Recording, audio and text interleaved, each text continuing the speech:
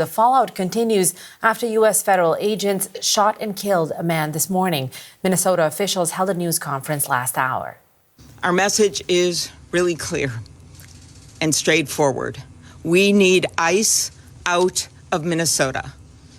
They are not making us more safe. As the tragic killing this morning, as people saw it viscerally on that video, shows us they are making us less safe. Minneapolis Mayor Jacob Fry says his city is appealing to the courts to stop the ICE operation in Minneapolis. It comes as federal agents use tear gas to break up protesters. Meanwhile, information is emerging about the man who died. He was 37-year-old Alex Preddy, an ICU nurse at a local Veterans Affairs hospital. U.S. Secretary of Homeland Security Kristi Noem defended the actions of the agents and put the blame for the shooting on Preddy. This looks like a situation where an individual arrived at this scene to inflict maximum damage on individuals and to kill law enforcement. About hundreds of protesters then showed up at the scene. They began to obstruct and to assault law enforcement officers. We saw objects being thrown at them, including ice and other objects, and a rampant assault began, and even an HSI officer agent's finger was bitten off. The CBC's Chris Reyes has more on how federal and state officials are responding to the fatal shooting.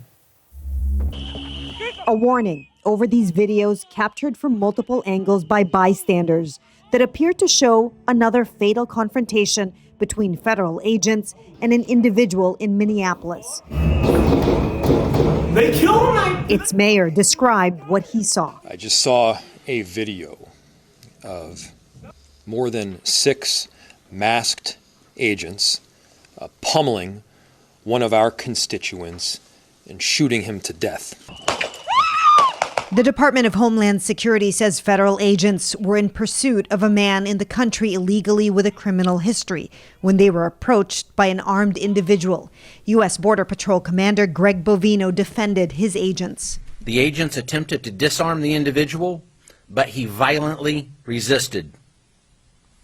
Fearing for his life and the lives and safety of fellow officers, a Border Patrol agent fired defensive shots. President Trump doubled down on those allegations, posting a photo of a gun on Truth Social, claiming it belonged to the individual who was shot and killed. Trump wrote, "Let our ICE patriots do their job."